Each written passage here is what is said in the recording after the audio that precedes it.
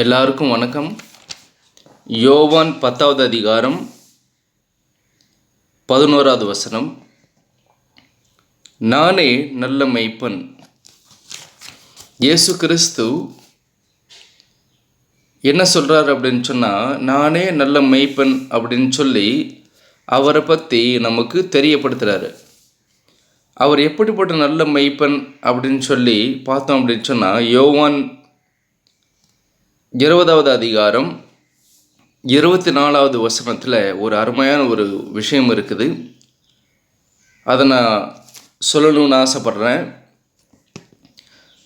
எப்படிப்பட்ட நல்ல மேய்ப்பன் இருக்கிறார் அப்படின்னு சொன்னால், முதல்ல 12 சீடர்களோட இயேசு கிறிஸ்து ஒரு நல்ல மேய்ப்பனாகவே இருக்கிறார். எப்படி நல்ல மேய்ப்பனாக இருந்தார்? 12 சீடர்களோட மத்தியில் எப்படி நல்ல மேய்ப்பனாக இருந்தார்? அப்புறம் நம்மளோட வாழ்க்கையில் இயேசு கிறிஸ்து எப்படிப்பட்ட நல்ல மேய்ப்பனாக இருக்கிறாருங்கிறத நம்ம இன்னைக்கு இந்த டிவோஷனில் நம்ம பார்ப்போம். 24வது வசனம், யோவான் 20வது அதிகாரம் 24வது வசனம். இயேசு வந்திருந்த போது 12 ஒருவனாகிய தீத்திமு எண்ணப்பட்ட தோமா என்பவன் அவர்களுடனே கூட இருக்கவில்லை. அதாவது முதல் ஞாயிற்றுக்கிழமை தோமா அங்கே இல்லை, சர்ச்சில் இல்லை, மிஸ் ஆயிட்டார். 25வது வசனம். மற்ற சீஷர்கள் கர்த்தரை கண்டோம் என்று அவனுடனே சொன்னார்கள்.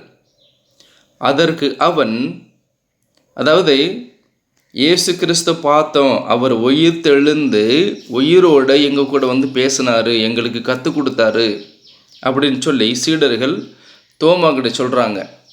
அப்போ தோமா என்ன சொல்கிறார் அப்படின்னு சொன்னால், அதற்கு அவன் 25வது வசனம், அவருடைய கைகளில் ஆணிகளினால் உண்டான காயத்தை நான் கண்டு அந்த காயத்திலே என் விரலையிட்டு என் கையை அவருடைய விழாவிலே போட்டாலொழிய விசுவாசிக்க மாட்டேன் என்றான். பாருங்களேன், அதாவது 3 வருஷம் சீடர்களோடவே இயேசு கிறிஸ்து இருந்தார். நிறைய அற்புதங்களை செஞ்சார். பயங்கரமான அற்புதங்களை சீடர்கள் பார்த்தாங்க. பார்த்து பல நேரம் வியந்து போனாங்க. அப்படிப்பட்ட சீடனான தோமா என்ன சொல்கிறாரு?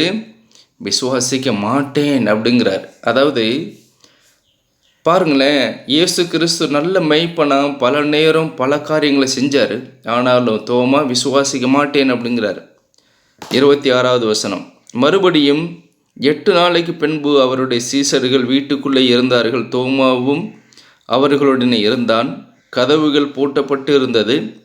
அப்பொழுது இயேசு வந்து நடுவே நின்று, உங்களுக்கு சமாதானம் என்றார். 27வது வசனம். பின்பு அவர் தோமாவை நோக்கி, பாருங்களேன், யார் பலவீனத்தோடு இருக்கிறாங்க, யார் புரிஞ்சுக்கொள்ள முடியாத நிலைமையில் இருக்கிறாங்க, யாருக்கு புரியலை, யாருக்கு புரிஞ்சிருக்குது, யார் உண்மையிலேயே பக்குவத்தில் வளரலைங்கிறது ஒரு நல்ல மேய்ப்பனை இருக்கிற இயேசு கிறிஸ்து முழுமையாக தெரிஞ்சிருக்குது. இதில் பார்த்தோன்னா, பின்பு அவர் தோமாவை நோக்கி, நீ உன் விரலை இங்கே நீட்டி என் கைகளை பார், உன் கையை நீட்டி என் விழாவிலே போடு, அவிசுவாசியாய் இராமல் விசுவாசியாய் இரு என்றார். பாருங்களேன், இயேசு கிறிஸ்து எப்படிப்பட்ட மேய்ப்பன்னா, உடனே தோமாவை பார்த்து திட்டலை. 3 வருஷம் நீ என்னோட இருந்த, நிறைய அற்புதங்கள் நீ பார்த்த, விசுவாசிக்க மாட்டேங்கிறிய அப்படின்னு சொல்லிட்டு இயேசு கிறிஸ்து திட்டுற மேய்ப்பனை இங்கே பார்க்குறதில்ல. எப்படி பார்க்குறோம் அப்படின்னு சொன்னால், அன்பு கூர்ந்த பாசத்தோட அரவணைக்கிற, நம்மளை ஏற்றுக்கிற, நம்மளை புரிஞ்சுக்கிற ஒரு நல்ல மேய்ப்பனாக தான் இயேசு கிறிஸ்தை இந்த கதையில் நம்ம பார்க்குறோம். அப்படிங்கிறதுனால இயேசு கிறிஸ்து உண்மையிலேயே நல்ல மேய்ப்பன் தான். அந்த 12 சீடர்களையும் அவரை தான் மேய்ச்சார். அவர் எப்படிப்பட்ட மேய்ப்பராக மேய்ச்சாருங்கிறத நம்ம அப்போஸ்தலர்கள் நடவடிக்கைகள் 2வது அதிகாரத்திலிருந்து நம்ம பார்த்தோம் அப்படின்னு சொன்னால், எல்லா சீடர்களும் உலகத்தையே புரட்டி போட்ட ஒரு மனுஷனாக பார்க்குறோம். ஏன் அப்படி சொன்னால், இயேசு கிறிஸ்து அவர்களோட மனசை புரட்டி போட்டதுனால அவங்க உலகத்தை புரட்டி போட்ட மனுஷங்களாக பார்க்குறோம். அப்படிங்கிறதுனால நம்ம எல்லாரும் நம்மளோட வாழ்க்கையில் நல்ல மெய்ப்பன இயேசு கிறிஸ்து இருக்கிறாரு அப்படிங்கிறத மறந்துடாதீங்க.